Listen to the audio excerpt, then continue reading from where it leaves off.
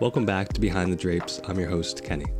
In today's episode, we're going to be talking to Dr. Caroline Hunter, who is one of my favorite teachers and mentors here at Brown University. She started her medical journey down in South Carolina before coming to New England, where she completed her residency and her fellowship training at MGH. She did her fellowship training in cardiothoracic anesthesia and then came down to Providence, Rhode Island, where she helped create the Brown Residency program here at Rhode Island Hospital. She's been extremely foundational and fundamental for mentorship, education, and leadership here at our residency program. Not only is she one of my favorite mentors, but she's commonly in the top teachers who residents really enjoy working with. When I'm on call or on my cardiothoracic rotation, she allows me freedom and flexibility to practice how I want, but I always know that she's going to swoop in and save the day if I ever feel like I'm struggling. I'm excited to see what we have to talk about today. We'll talk about things like residency applications, what it takes to be a good applicant, why she chose cardiothoracic anesthesia, and where her career is headed. Without further ado, let's see what's going on behind the drapes with Dr. Hunter. This is the last time we're doing this. If it messes up, you're out of luck. The interview's so good, we had to do it twice. It's really only our second time doing it. It's just a matter of coordinating our busy schedules. Still, 2 is good. 2 is good. I agree. This is the first time I've done it with somebody at work, so this is interesting. Well, there you go. Yeah, some uniqueness behind this one. What are you doing? Thoracic. Nice. Anything interesting with thoracic? Hypertension. With some hypertension? Oh, come on. We had to figure that out with Chow G. Nice. How'd you do? Very hypertensive. 240. 240 over what? 160 or something for a while. So what was in the differential? Well, what do you think was on the differential? I thought I'm the one asking questions here.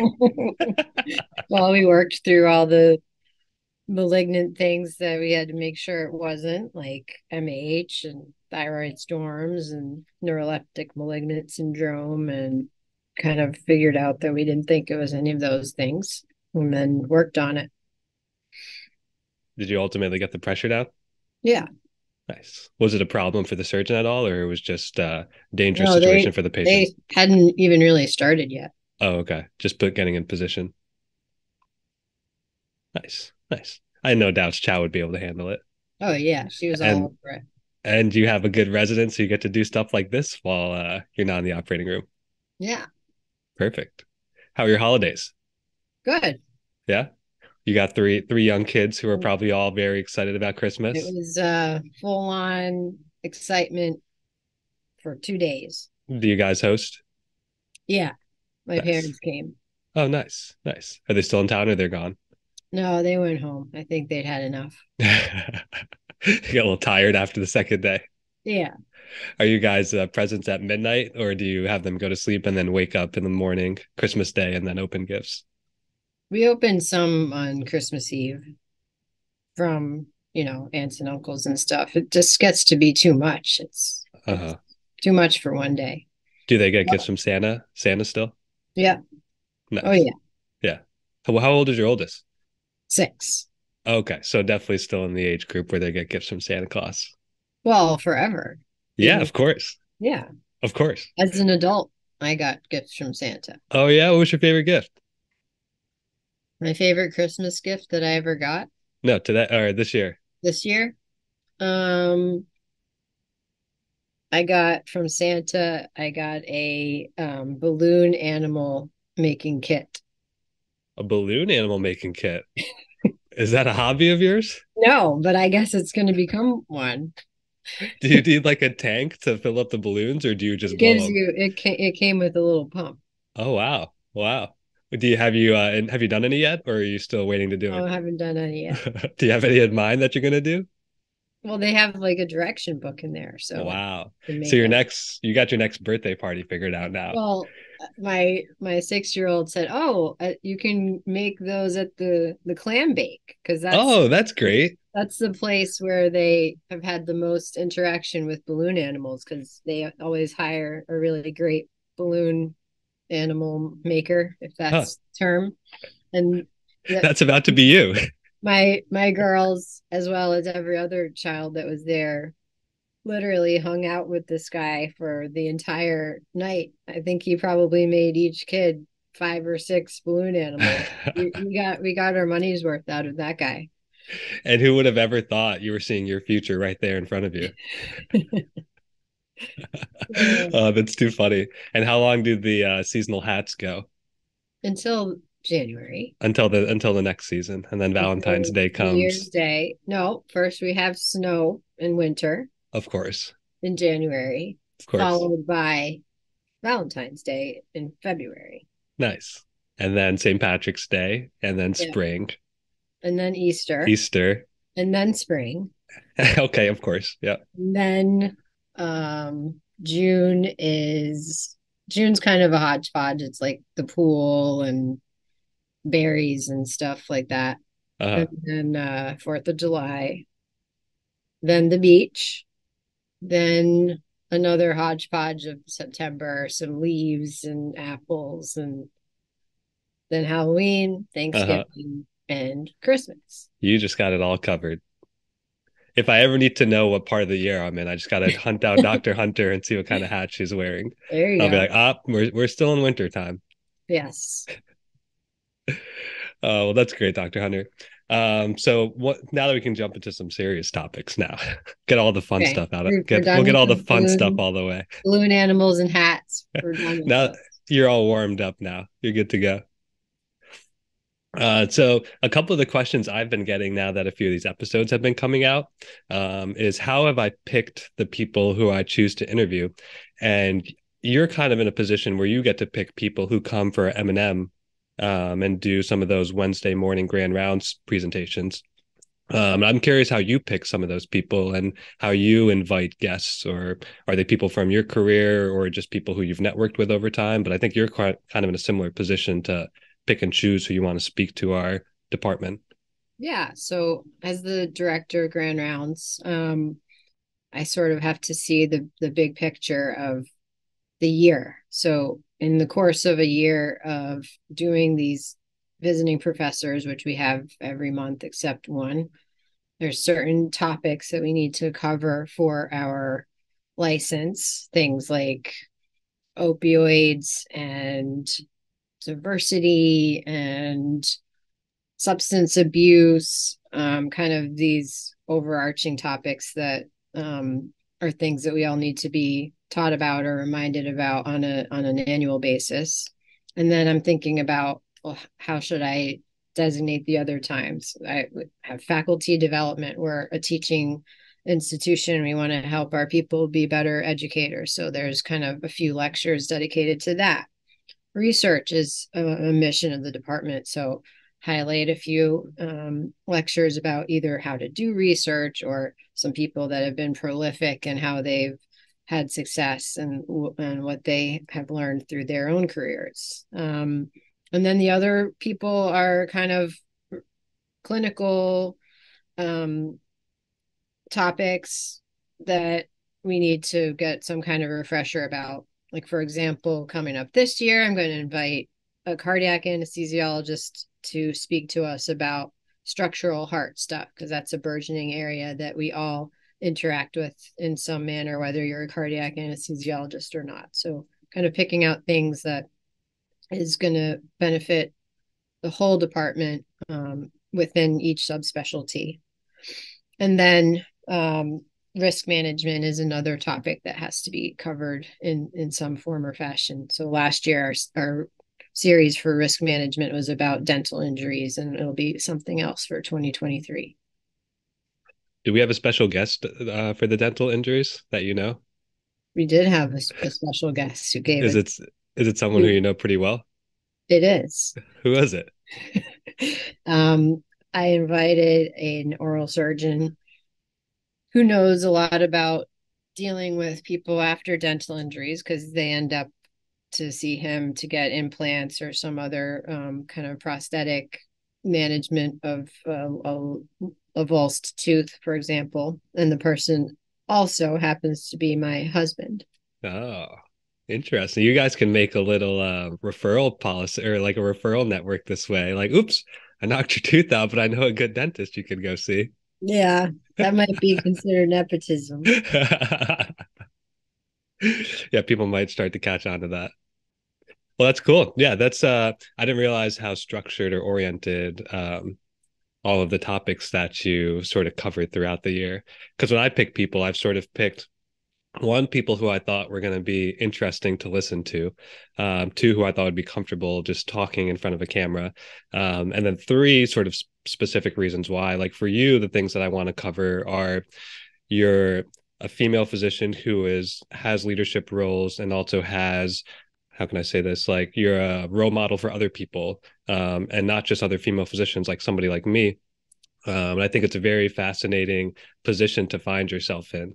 I think we're kind of in this time of history where female physicians are taking on more leadership positions and really rising in the ranks. And there's still physicians who come from the age where doctors were only ever males. And so we're in this time where there's a shifting paradigm in medicine. And I think you're a great example of somebody who's really leading that charge. Well, Um, thank you. so I'd love to talk a little bit about who you were growing up in medical school and sort of how you ultimately found anesthesiology and that career path. Okay. So I guess I could say that I had a bit of a windy road to get where I am today. Um, like every other person who ends up going to medical school, I always did pretty well in school and had a good support system and good mentorship. But I didn't get into medical school on the first go. So I ended up kind of deciding where I thought that I wanted to be for med school and putting my eggs in that basket, if you will. I had some family from South Carolina, and connected with the medical school in Charleston, the Medical University of South Carolina, and I ended up getting a job as a research coordinator in my between college and med school year in the anesthesia department, which I knew nothing about, but it was a job that was available and I needed something to do that year. And I think really through that job, I learned that, hey, this is something that is really interesting to me. I get to be the doctor taking care of all aspects of a patient. I have a short term interaction with the patients, which I actually liked. You really have to make it be meaningful, but and impactful in a short time, and you take care of them, and you're focused on them, and then they go on their way, and you move on to the next person. I like that rather than seeing people kind of longitudinally in an office setting. I didn't enjoy that as much. So I kind of got a taste of what an anesthesiologist did through that clinical research job and had some really good mentors that I worked with along the way. Um, and then ended up applying to residency. And I knew that I was probably not the strongest applicant from a numbers standpoint. I don't know if I just am a bad test taker or I didn't put the time in that I ought to have, but I was a very kind of average on the test kind of person. So I said, well, I know that I can be great, and I know that clinically I'm going to do well. So, and my mentor, one of them that I had done research with, trained at Mass General, and I saw him as being different than any other anesthesiologist in the department there. Um, he was curious and seemed like he could handle anything and kind of had a little bit more wide view of the field than other people that I had encountered. And I never lived in New England, didn't really know anything about it. Said, hey, like this seems like a good time to try out a different place. So I did some away rotations at the institutions in Boston and like kind of took it as this is my chance. I'm gonna work really hard and show up early and be there and be attentive and do some technical skills and show these people that I can hack it. And I did that for 2 months and had great experience at both places and ranked them both highly and ended up getting into Mass General as a resident, which was my first choice. Wonderful. You mentioned something that I think a lot of people can relate to of someone who's not very good at test taking and having standardized tests being such a big portion of the medical journey. How did you overcome that sensation of receiving exam results and not having them be where you wanted them to be, or having that, or feel like they reflected who you truly were? Like, how did you sort of take that internally and then project your better self after receiving test results that you didn't think reflected you? I for me it was a matter of going to the place that I wanted to ultimately end up and working there for a period of time where people could observe the real me, which I knew was just as good as anybody else. I will say I think that the relevance of tests is going away over time. Like even this year, this is kind of the first year that step one scores do not have to be reported. And I think that's a step in the direction of ultimately them probably going away altogether, which is going to make it very interesting for the extremely competitive subspecialties like orthopedic surgery and ophthalmology and ENT to figure out how they're going to go about choosing the folks that they interview. Because I have a feeling, just like grades has largely gone away in many medical schools, it's pass fail. Now with step one, step two will probably follow, and then you're just going to have people's activities and sort of engagement in the med school and in the community to look at from an application review standpoint. I think it's going away. It's going to become more looking at what kind of worker is this person going to be within the community of the residency, and with probably the feeling that if everybody that's in medical school is smart enough to learn the information and apply it. Right. And you're part of the process for Brown for picking different residents who come into our residency program. And you've sort of watched this evolution over the past few years of one being pass fail, but two, also the pandemic shifting everything to online interviews and sort of talking the way we're talking right now. How is that process of picking between applicant A, B, and C and having very little to work off of? Like, what are you focusing on when you're looking at applicants? To be honest, I think 99% of the people that we interview, any number, any of them would be great residents. I mean, like I said, everyone is smart enough. Um, everyone is very active in their volunteer activities or research or kind of school based committees or whatever it may be. Like everyone's engaged, everyone's smart. It's really a matter of figuring out who is going to fit in with our culture here. Like who can I see myself working with this person? Is this somebody that I would want to be hanging out with doing some bowel obstruction at 3 o'clock in the morning on a call night? Like are they gonna be the kind of residents that we're looking for here? And that's really what the interview is about. And Mm-hmm. you can pick out these things subtly fairly easily. Mm-hmm. Do you have go-to questions to help parse things like that? I do. I don't think I'm going to share those though, You because don't have to. then whoever I talk to in the future is going to be overly prepared, and part of it is catching people off guard. That's I true. think a lot of interview style, one interview style is asking the behavioral questions, which is those questions like tell me about a time when. And I use one of those questions just because I think that the answers that you give in those questions are, it's very hard to rehearse those. It has to be something that is real and kind of a true experience that you've had. And that question I think is one of the ones that I value the most in my questioning, because it really tells me about how somebody thinks about problems and works through a problem, which is a big part of being a resident and being a physician. It's being Mm-hmm. able to do that effectively. Mm-hmm. And then once you have residents who now start their CA 1 year, they have 3 years at Brown. How do you see yourself as sort of an instrument to helping them get to where they need to be in 3 years? Like, what role do you see yourself playing in the development of a resident?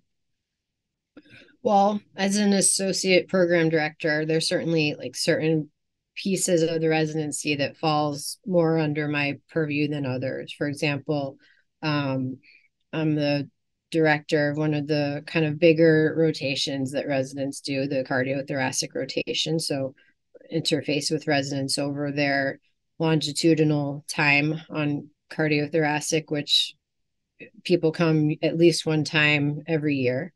Um, I'm in the simulation kind of department as far as running that section of our didactics. So that's a time that if I'm involved in the simulation that day, that I get to really delve into not conflict, crisis resource management and how people work in a team and work on those skills, which is something that's near and dear to my heart. And then, as a mentor, I think that as a program leadership, you should be a mentor to people and be a resource for people. So I don't know. I guess I kind of see myself a little bit as the mom of the residents. Like, I love you, but sometimes I'm going to give you some tough love and you need to buck up and get with the program. But there's always love behind it. Of course. I'm trying to think of a time when I got tough love from you, but I really can't think of one that's coming to mind right now, but I'm sure there have been times. Probably regarding some block thing. Probably. I probably could always get better. I shoot for like a B plus for all the things that I do, so there's always a little room for growth, There you go. opportunity for feedback. Why is cardiothoracic one of our department's favorite rotation for residents? Is it? I didn't know that was true. I think so. Um, well, I think it's largely due to the faculty that we have. I think probably many of the best teachers in the department are the cardiothoracic teachers, and part of that is because we have time to teach. I will admit that, there's long periods of time in those cases that when we're on bypass, where you might have half an hour or 45 minutes to go through some topic that you don't get that amount of time in a lot of other rotations. Particularly, I'll kind of point to my counterpart rotation and probably rival rotation of PD that is a very fast moving, quick cases. It's hard to get teaching time. But that aside, I think our faculty like really loves cardiac anesthesia, and that comes through in the teaching as well, and also are very skilled at the technical skills that goes into doing a cardiac case. And that's something that's easy to teach, and residents probably it resonates with residents the most, learning how to do a TEE. When you finish a couple months with us, people can kind of get through a basic TEE exam, and that's a really proud achievement to be able to do that. So I guess I think for all those reasons, maybe that's why residents like our rotation. Why do you think cardiothoracic is also the most terrifying subspecialty that we do? Well, I think people come into it thinking it's going to be like every other rotation where you're the primary caregiver in the room with your attending as a consultant. And then they quickly find that it's not like that at all, because we're one to one with our residents in the cardiac cases anyway, not maybe not thoracic and vascular, but we're 100% with you for cardiac. And really your job is to learn. Like, you're not, with all due respect, you're not needed to do the clinical work. We can do the case by ourselves, and did for many years before we had a residency. Your job there is to be there to learn. And I think once people appreciate that, then the fear goes away. We're always going to be there, always pre and post bypass, and that's when the difficult times of the case are. What would you tell somebody who's about to start their CT rotation and they have their first open heart case tomorrow morning? What would you tell them to do the evening leading up to that? Well, I think the nuances of cardiac anesthesia is understanding the patient's pathology. So if you know that you're going to be doing an aortic valve replacement and the patient has aortic stenosis, you should have some knowledge about what are the goals of kind of inducing anesthesia in a patient with aortic stenosis. And okay, now we're going to take this crusty old valve out and put a new valve in, and that works perfectly well. And how is the heart going to deal with these changes in the physiology of blood flow through the heart? And what should I expect kind of post bypass? And basic cardiac physiology and pathology review. Do you need to know what cannula is going where, and when we go on the bypass machine, what's going to happen, and the doses of every medication that you're going to give, and how to titrate your drips? No, that's stuff that you're going to learn as you go. But understanding the physiology that the patient has that's coming to you that day and how you're going to deal with it pre, during, and post bypass is helpful. This is an intermission. You're about halfway through the episode. Now would be a good time to take a break, put the podcast down, and come back to it at a later time. If you're really into the episode and you want to keep pushing forward, then just push ahead 15 seconds and keep on going. If you do take a break, you're going to want to be sure to come back because most of the guests seem to save their best for last. And you're not going to want to miss what's coming up next.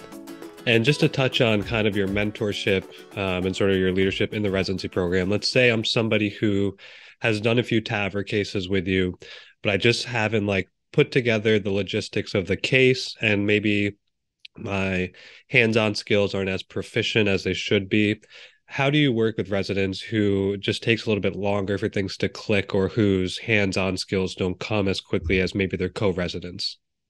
Yeah, I don't think that we ever expect people to have any technical skills when they come to us. And you're right, people do progress at different rates, and that's perfectly fine. I think with somebody that maybe didn't play so many video games growing up and doesn't have that the same fine motor skills as their colleague, that's okay. We're going to say today we're going to work on following the trajectory of the tip of your needle as it enters the vessel. I'm not going to worry about anything else, and kind of perfect that skill. And then maybe next time, okay, now we're going to work on doing the appropriate size skin nick. And okay, you got that. Now the next time we're going to work on actually threading this rather large catheter through the tissue in a kind of neat way, and take one thing at a time. And then how do you know when you're ready to sit on the bar or the chair by the computers and let me do a central line all by myself? Once I've watched you do every step of the way in a careful, cautious, and also efficient manner, then you're ready. You have to have all those things. You can't just be technically capable. You have to also be efficient at it, because that's part of learning too. Is how to kind of speed up certain parts and then slow down for other parts of the procedure where you need to be more careful. Cool. Another thing that comes up in cardiothoracic anesthesia, or really sort of any anesthesia room, is conflict resolution. There's always this dueling thought of there's a surgeon and anesthesiologist, and sometimes they may not be on the same page, especially about what's happening with patient care at a certain part of the surgery. And there's been really professional moments, I feel like, in your career where you're able to step up to somebody and say, hey, I don't think what we're doing is safe for this patient, or at least vocalize your concerns for a patient. And you're somebody who actually teaches our residency program how to handle conflict resolution. So what are some of your techniques that you use when you're in situations like that? Yeah, I think it's one of the hardest things that we do, to be honest. So the first thing is you have to take it back to the patient. We're ultimately all here to take care of the patient, and we all want the patient to do well, whether you're a nurse, a surgeon, a anesthesiologist, the housekeeping staff. We're all here for patient care and patients to succeed. So usually when you approach a problem with another care provider and you say, and you bring it back to, I'm worried about this patient, or um, I'm concerned that if we do this, the patient isn't going to do well. That makes people pause and think. It's like, oh, like, yeah, I want the patient to do well too. Let's think about this. Another technique is to try to get in what's called the frame of the other person. So let's say I'm arguing with a surgeon about giving blood, for example. I'm thinking of a time that I was a resident that I had such a discussion. And let's say the surgeon doesn't want the patient to get blood. And for the example that I'm thinking of, I, as the anesthesia provider, know that this surgeon does a lot of basic science research about kind of the immune response to administration of blood cells and all the kind of bad things that can happen with that. So that's the frame that this person's coming from, that this is their specialty, and they know a lot of kind of basic science things about this, but maybe they're not so situationally aware with what's happening right now in my patient that's on 400 mic per minute of phenylephrine. And when I draw a sample of blood to check the hemoglobin, it is almost translucent because there's so much crystalloid in the blood and very few blood cells. So I think in those cases, you have to come from the other person's perspective. Like, hey, doctor so-and-so, I know that there's a lot of issues from an immune standpoint with the administration of blood, but here's the facts. I'm on this much drip. The sample is very dilute. The hemoglobin is very low. And I'm concerned about this patient not having perfusion of their organs and having a lot of problems later with renal failure or strokes or whatever it may be. Mm-hmm. That often works as well. Mm-hmm. But you have to create a rapport with people. I mean, in the Right. cardiac OR, we're very lucky. We work with the same four surgeons day in and day out, and I know everything about how each of them does things and what's important to them, and what their goals are, like personally as well as professionally. Whereas another type of surgery, I might be working at the Fein OR, which I do very infrequently, and work with a surgeon that I've never worked with before. But you can still kind of create a rapport with the person by taking those two approaches. I think bring it back to the patient and try to understand where they're coming from and address whatever that is. Nice. Yeah, that makes a lot of sense. The last question I want to leave you with is something that I've sort of slowly been discovering for myself this year, or sort of been trying to parse out and how I would answer this question.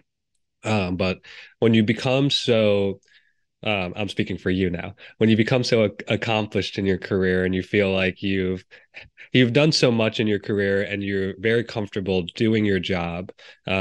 You've covered all of the typical academic bases of like research, mentorship, your own proficiency.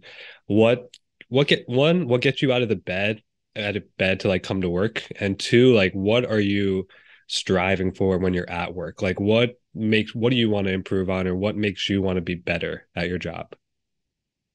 Yeah, I mean, I just realized I'm starting every answer with yeah. But I think Of that course, you're saying, yeah, of course I'm proficient. You're well, just agreeing.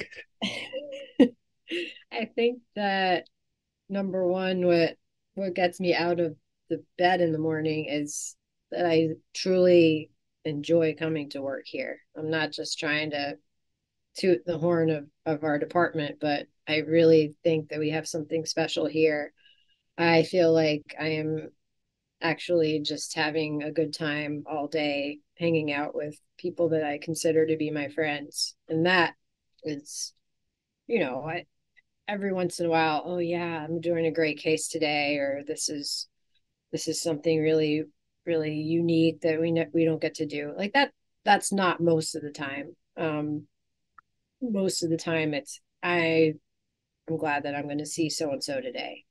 Um, and I think even though we might be doing the same case over and over again, there's something to learn from every case, and that's something that I still think about as an attending who's done most cases hundreds or thousands of times in my life at this point. Um, but you don't know what patient A is going to bring to case B and have what kind of result, or with surgeon X. Like there's a lot of every case is different because every patient case combination, surgeon combination is different. So I think for me, for clinical satisfaction, remembering that there's something to learn from every single case is valuable. Where do I want to go from here? I don't know. I think I want to keep kind of being a leader. I don't know exactly what that will look like going forward, but I'd like to kind of keep progressing on the path that I'm on and become an associate professor and maybe someday a professor, which means I need to do more research than I'm doing. I want to be out in the world giving talks. I want to be a better teacher every day. I think I'm a pretty good teacher most of the time, but not every day. Pretty great teacher. But there's stressful days, like covering assignments could be very challenging to teach. And remembering, I have to kind of make myself remember that I need to make this be a great experience for this resident, even though it's a hard experience for me sometimes to get through the day, depending on what the assignment may be. So just, I think more of everything. That's great. Do you feel like, sorry, now I'm like asking tangent questions, but do you feel like the stage of your life right now, having three young kids, makes that difficult? And do you think as they grow up, it'll get easier for you, or do you think it doesn't even really affect the trajectory of your career? If anything, it might get harder because having been a child that grew up myself, I know that particularly being a teenager, I have three girls. Being a girl teenager is very challenging, and that's probably the time that you need your mom around the most. So right now, like I have little kids, they're fine. They're loving life and going to school and doing their activities, and they don't have the angst of teenage life and all the kind of emotional issues of being a teenager yet. That's when you really need, in my experience, when you really want your mom to be around. So we'll see what happens down the road. And I might want to work less than I am now and be at home more. But right now, um, I know that they're being well taken care of and they're doing fine. And I love my job, so I wouldn't want to change anything. I think you said you love your job about like five or six times in this interview, which is a testament to this department, like you said. Yeah, I think so. Well, thanks for your time, Dr. Hunter. My pleasure. But we finally made it happen. Despite technical issues, sickness, Sicknesses, holidays, scheduling problems. made it happen. Yeah. Thank you so much. Thank And you. thanks for being our mom. Thanks for sacrificing part of your life to be all the residents' mom. It's a pleasure and an honor. Because I think you do make a big difference in our lives, and I think you give a lot of good advice, and you've certainly helped me figure out my career path along the way. Good. And I feel like every time we work together, I do learn something that day. There's something to take away from that day. So you make the boring days even exciting. Good. All right. All right, Dr. Hunter, I'll let you get back to work now. All right. Now I have to go. I think there's a problem with the pump or the drip or something. she opened up the roller of the phenylephrine drip that was on the pump, and then the thing skyrocketed again. So it So must we're be some kind of mechanical technical issue. back to hypertension. Well, tell Chow I said thank you for letting me borrow you for a little while. I'm I sure will. I'm sure she's sweating a little bit in there. She's very conscientious, so that's a good thing. That is a good Little thing, sweating is a good thing. especially when you're first starting out. Definitely. You got to Yeah. be, if you're not nervous, you're doing something wrong. Yes, agreed. All right, Dr. Hunter. I appreciate your time, seriously. My pleasure. All right, I'll talk to you later. Okay, bye. Bye. Thanks for listening to this episode of Behind the Drapes. If you like what you hear, be sure to hit the subscribe button so that you can get all the new episodes of the show as they drop right to your homepage. If you really, really liked what you hear, be sure to rate and review so that other people can find the show easily, and also tell a friend so they could check it out too. Special thanks to all the guests who come on the show and help make my job a lot easier, and hopefully make an entertaining time for you guys to listen to. We'll see you next time.